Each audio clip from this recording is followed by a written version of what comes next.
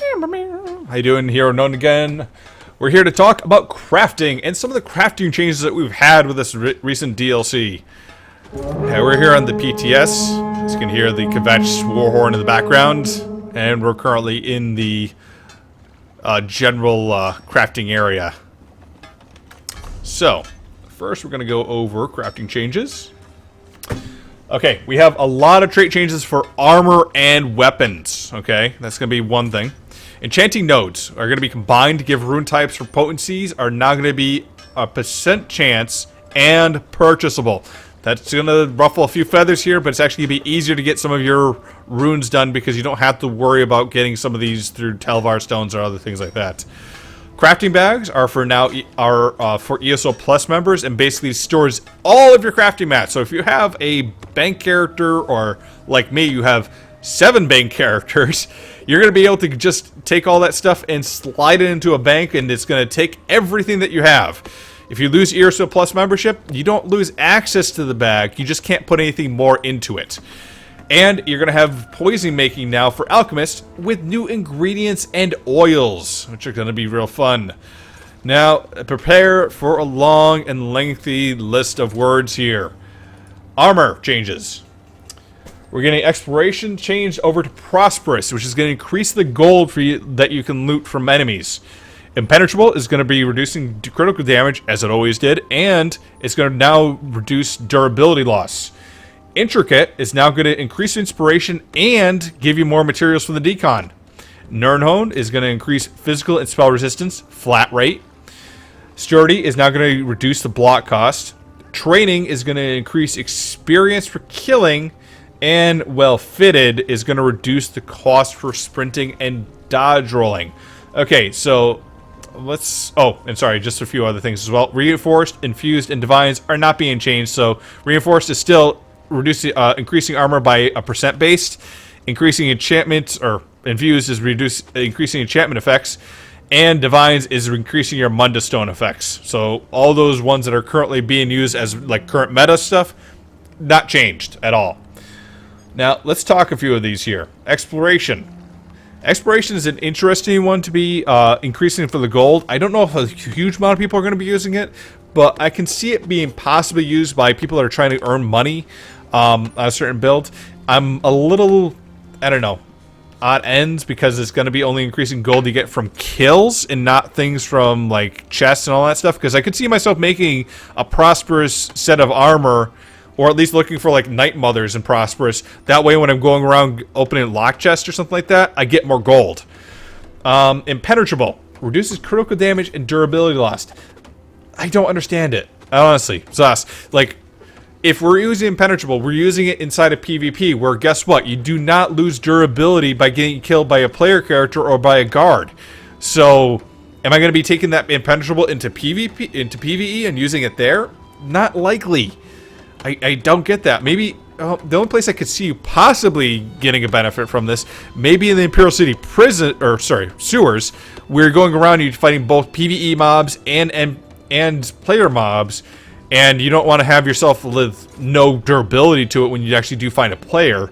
But that's only one instance. It's very limited and narrow-minded. Nirnhone. It's a controversial subject, Nirnhone, because a lot of people have issues because it's reducing it's reducing at a flat rate, which on a heavy armor or a medium armor it doesn't give that much, but on a light armor, people are saying that the light armor is actually benefiting it from it more because of the flat rate. Because unlike the reinforced, which is based off a percentage of the armor, the Nirnhone is going to take a better advantage of it because it already has low armor. So I'll let you guys debate that on the forums if it's good or not.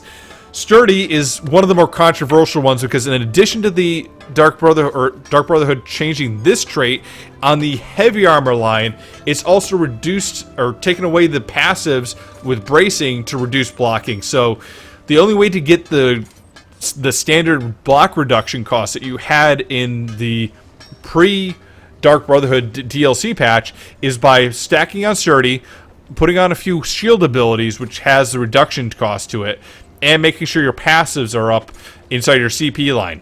It actually gives you less, it actually reduces the blocking cost more than that, but only by a few only by a few stamina points. So that's another one that's kind of eh.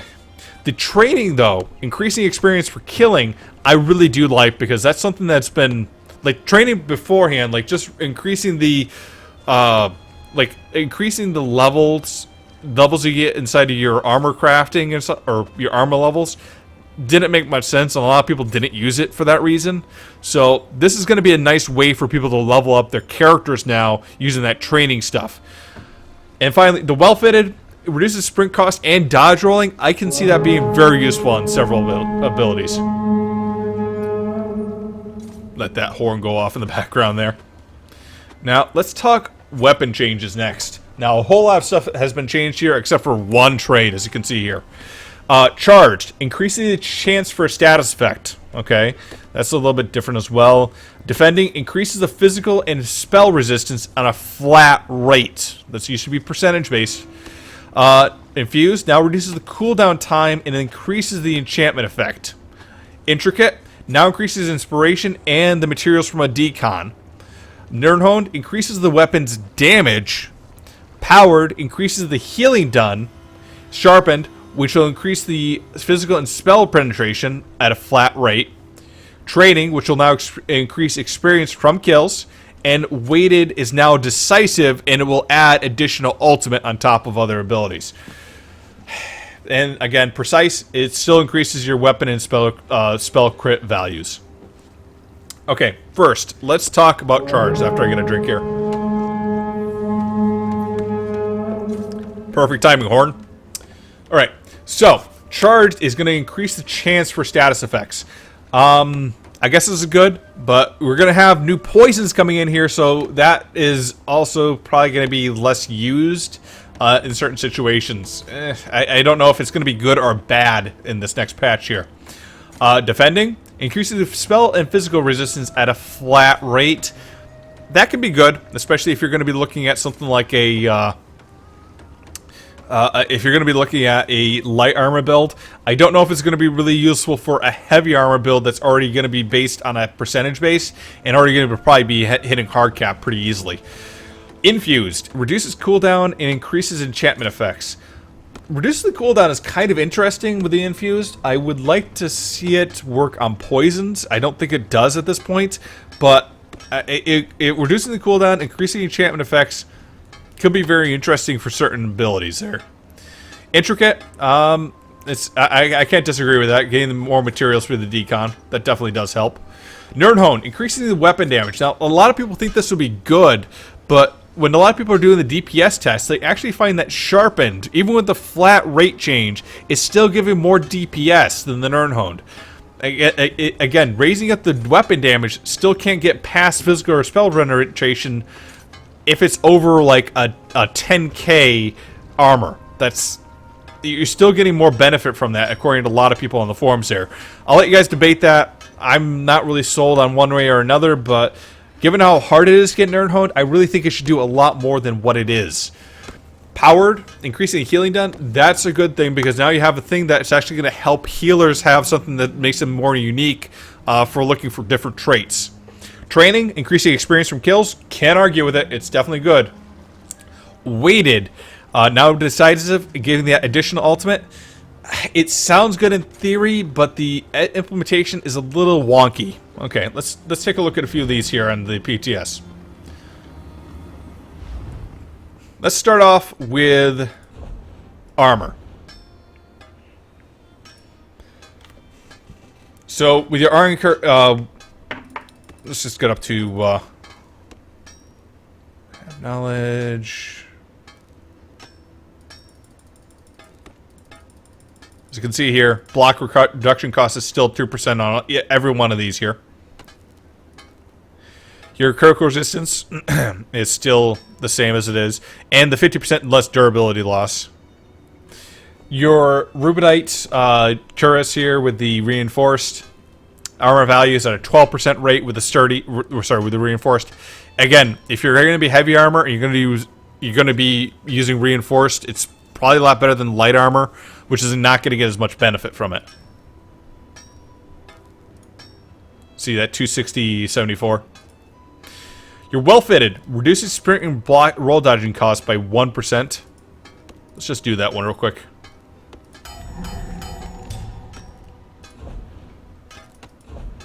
Just to show these off here. You get it up by 2% here.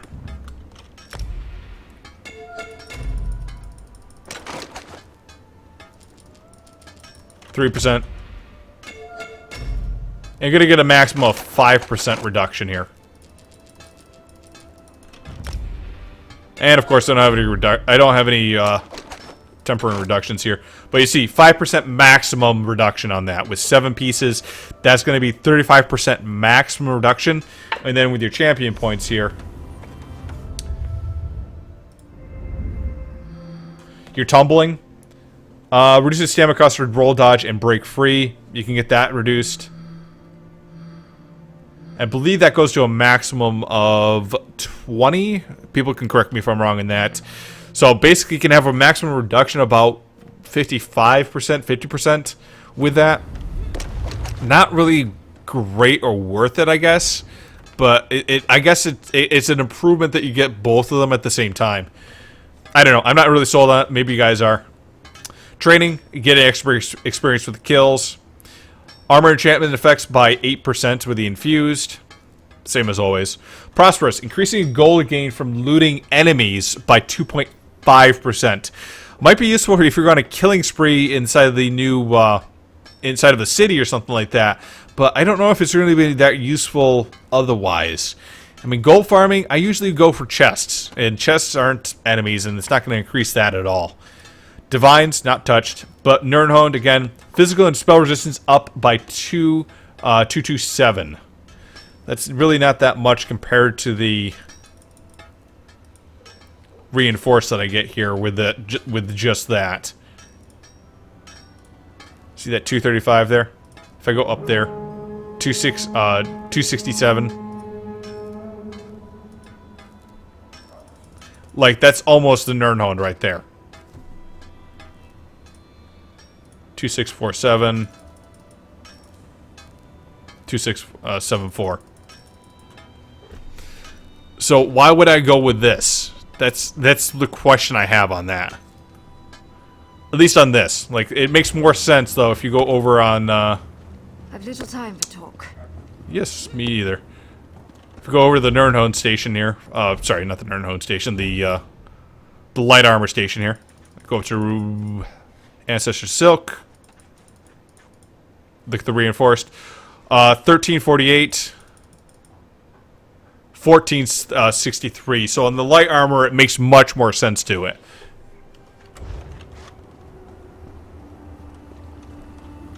Now, let's take a look at the weapons real quick here. Weapons are also changing here again. The power for the healing done by 1.5%, etc. That's going to be a lot more useful for the healers. I am kind of happy to see that as well. Keep in mind, each one of these things will change depending if you're looking at a two-hander or a one-hander. See, 3% with that. So just add 2 if you're looking at a two-hander ability. Charge, increases a chance you apply stat effect by 70%. 140% with the two-hander. See, I don't really understand some of these here with the charged. Like, okay, I'm increasing it by 140%, the chance that I have. Well, is there anything that reduces that? I don't really know.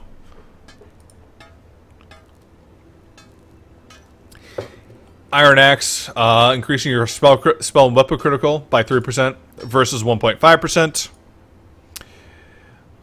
You're infused, increasing your weapon enchantment by 8% and reduces the cooldown by 40%. Not changed in either one of these.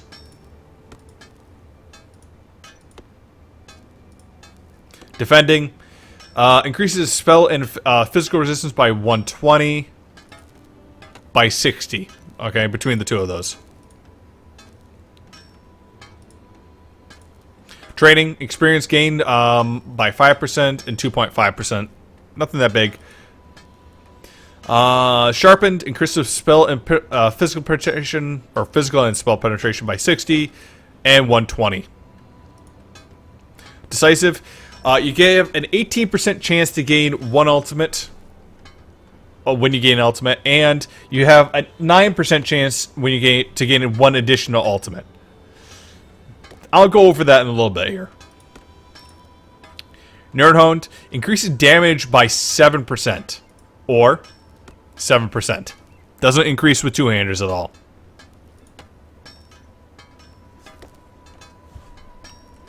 Now, the thing I was talking about there with the decisive, okay, 17% with a one-hander, 34% chance with a two-hander to gain one additional ultimate when you gain ultimates. Not sold on that. I'm sorry. Reason being, like, when do you get ultimate? Okay, you get it with a heavy attack, and you get with certain abilities here. So if I get cleave here and I get carve, you get minor heroism, increasing your ultimate generation. Minor heroism, it gives, again, one ultimate every 1.5 seconds for 9 seconds. So you have a chance to get one additional ultimate each time that ticks, from what I understand, to go off. You also get it from Last Stand. Gain major heroism. 18 ultimate over 8 seconds. Can only occur once every 20 seconds. So again, that's another area that you'd have 8 seconds over 18. So if it's a 1 second per, then it's like 3 ultimate each time. Then an additional 1 ultimate on top of that. Then the last place that you can have is through gear. So let's take a look at one of our dungeon helms here. If I can find it.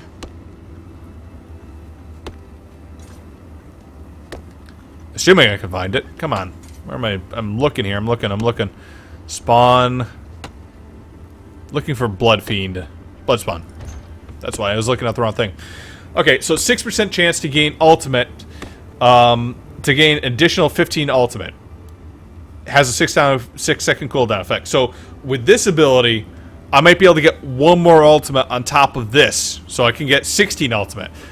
This doesn't make sense to me in most regards here, because really the only benefit that you're going to have in it is using any ability that is a small, a short-term build-up of getting ultimate, which you get with your heavy attacks, your light attacks, and with your, I'm not sure about the light attacks, but your minor heroism and your major heroism lines.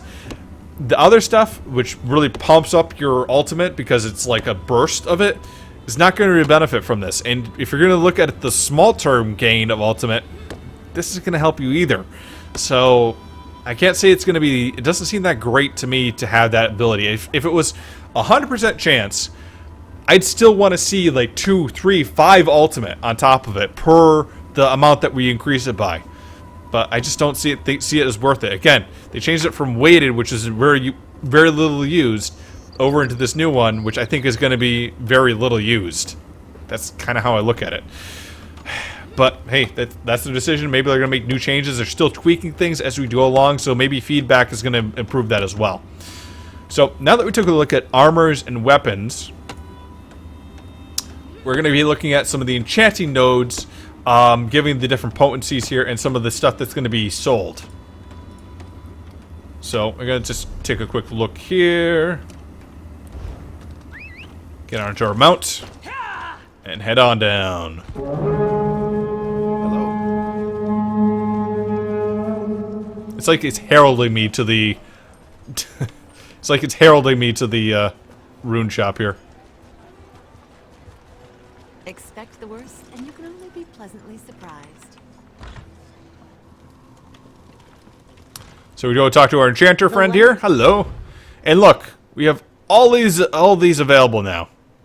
As you can see which ones you can and cannot use. So if you've been trying to get that it today for a long time there, you don't want to have to spend those Telvars, you can now get them and all that glory here. These prices are based on the current market that's in live. So, you know, 2,508 is what you can get. Now, if you don't want to spend that, the other option that you're going to have is going out into the wilderness and trying to find an enchanted node, or a rune node, and then looting it from there. You're going to get the aspect, your potency, and, or your aspect, your Sorry, guys. I'm escaping at this moment here. Here, let me go ahead and my crafting here real quick. Aspect, potency.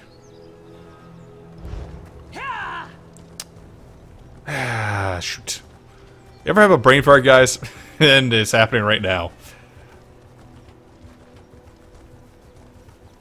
Looking for a rune node.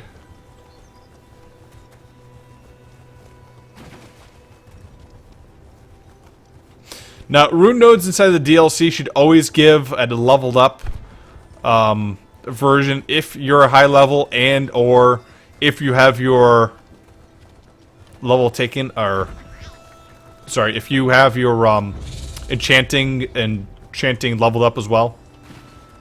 Currently, we're looking. Come on, give me one. We're looking through some of the new areas here, but trying to find one out in the... see, it's hiding on us here, guys. So go ahead, hit this runestone. Essence rune, that's what I was looking for. So you have a chance for... each one is going to give you essence runes and aspect runes. At the very least. The potency rune is a chance to come up, but it's not a full chance. As I put down here in the notes here. Shoot. Oh yeah, that's right. It was still up in the air. I think they said it was about 30% or 33%, but that's still subject to change too, as people bitch and complain about it more. Thing I should have mentioned here as well, though, is it's now going to be based on your level in the enchanting, despite which alternating between which two. So now I'm V16 or CP 160 in this new level area here, so I have a chance to get a potency level 10 rune here. But since I'm level 1 in my enchanting, I also have a chance to get aspect or potency level 1 here as well. Okay, so see, I got a level 10 here for this. But I'm sure if I looked around enough.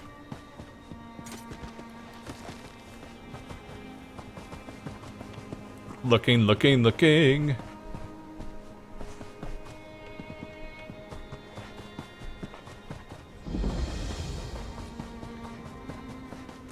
Now, I don't want to waste the entire highlight here just showing this off. But as you can see here, we're getting that. Now, if you want to get your maximum level stuff here, okay, you're going to have to put points into this to get that stuff. That's going to be the same for your alchemy, no, not your alchemy, but, well, actually, your alchemy, your blacksmithing, clothing, enchanting, woodworking, provisioning, yeah. All this stuff is going to be basically based on how many points you put into it now. So that's a change that they're going to be putting in here. So you have a chance, let's say, this rubidite here. If I didn't have the potency in there, I'd have a chance for it to be a rubidite, or it could be iron. Despite the fact I'm 160 in a 160 zone, this could actually be much lower than what I'm expecting. The only exception being in the non-DLC and the non-Cyrodiil zones. Those are always going to be leveled up to whatever they are. So, if you're going over to, let's say, you know, the number which we were just visiting in the last videos here, it's all going to be void steel, void, shadow hide, and void cloth things. Apologize, can't remember everything right now, but it's all going to be that void stuff. In the DLC zones, though, it's going to level up per either your level or per your crafting level. That's going to be a big change for a lot of people, I'm sure. Now, while we're here, we might as well go over the next part of our little crafting adventure. Sorry. Which is going to be poison making. So now, you can apply poisons to your weapons. This is going to be a fun new experiment for us to get used to. These new, you're also going to have new alchemical reagents for monsters and plants. Things like beetle scuttle, butterfly wings, flesh larvae, mud crab chitin, nightshade, scrib jelly, spider eggs, and torch bug thorax. Yummy. Poisons are going to be made from oils from dead monsters. Poisons have a chance, poisons are used each chance when they proc and suppress an enchantment. Pardon me here 1 minute, because somebody is bothering me.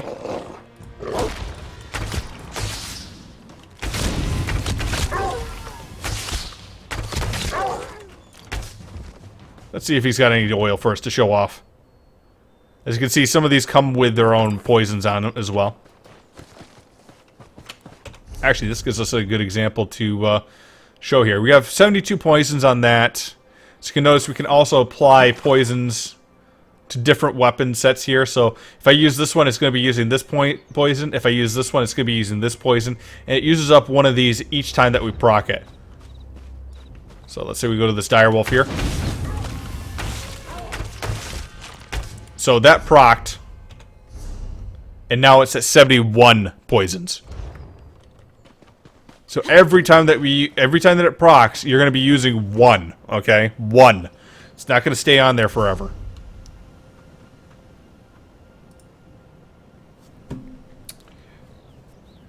Procs are about 20% each attack or weapon ability, okay? This is not cast on your class abilities. So if you want to use bow skills, it has a chance to work on your bow skills when you light attack, use a bow skill, etc. But it does not have a chance, let's say, when you use your lava whip or your talons or anything else like that. It only goes with weapon abilities, the same as you would with your enchantments. Has a 10-second cooldown, so you can't continuously keep on proccing it over and over again. And poisons will dilute more on targets, but it's supposedly not currently implemented on the PTS. What that's supposed to mean is that more times that you hit a target with the same poison, it's supposed to reduce the effect. And the reason that's important is because some of these abilities are pretty nasty to use against other people inside PvP. It's going to have things like reduces the ability to... reduces, or actually not reduces, increases the amount of stamina or magicka that you use. Nasty poison, like high damage effects that you're going to have a lot of bursting with and all that stuff. Now, I don't want to give you guys too much into, like, you know, how do you do this, how do you do that, because there's much better guides out there than what I can put out, and I will link them inside the chat, or not the chat, the video description down below. But just to give you an idea of what this looks like in some of the stuff here. See if I can find the alchemist station here. I believe it's in there. Yes, it is. Always look for the mage you killed. 2 NPCs just duking it out in the middle of town.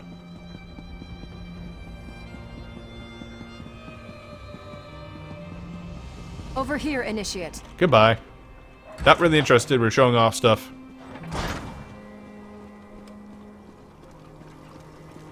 Okay, an alchemical station here.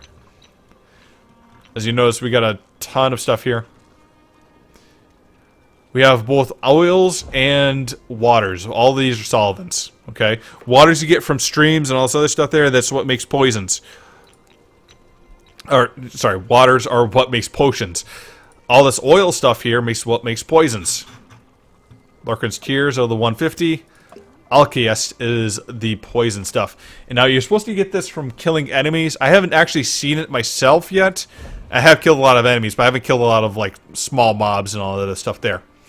You're going to be able to find these new fleshlight, these larvae, these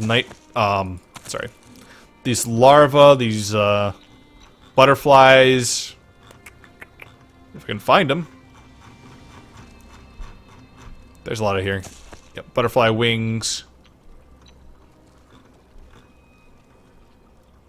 And torchlight thorax.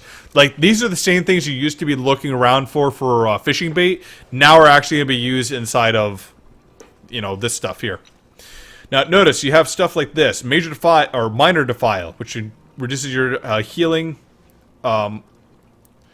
Inflicts minor defile to your target and grants you minor vitality, reducing the healing taken by 15% while increasing your healing taking by 8%. Okay, that's one effect.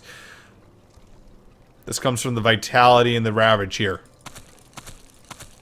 Some of the other stuff that's just kind of nasty here, though. See if we can find it here. So, like, this is a Drain Health Potion. Does poison damage and also increases the cost of your magic abilities by 60% for 6.4 seconds with a 10-second cooldown. That's pretty nasty.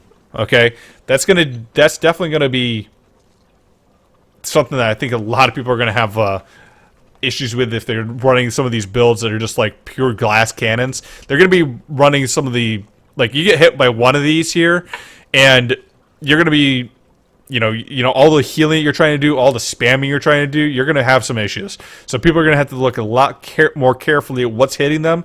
Put on some more regens if they don't already have it.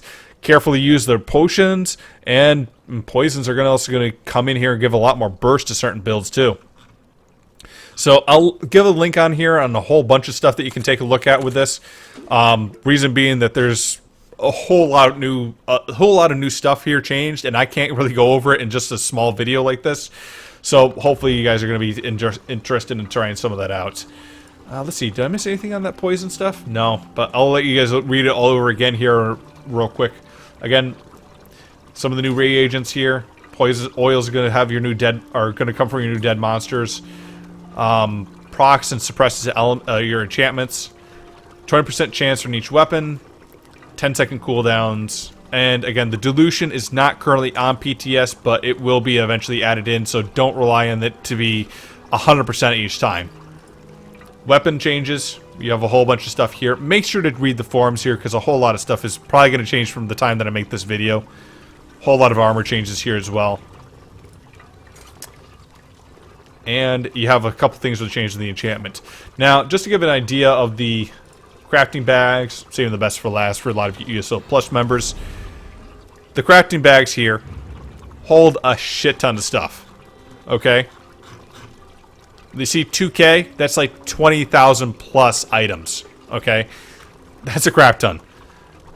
I don't think I'll ever use 20K on a lot of this stuff here.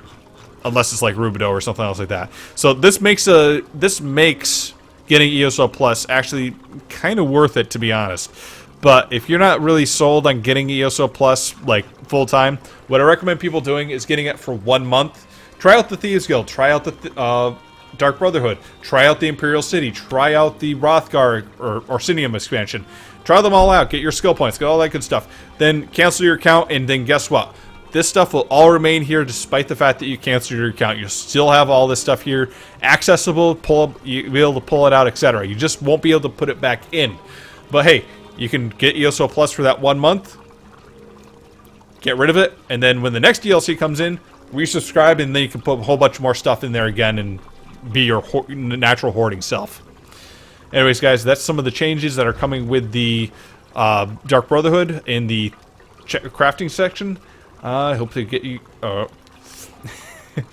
I apologize. Starting to lose my voice here a little bit, but hope to catch you guys here in a little bit for the next video, and thanks for watching.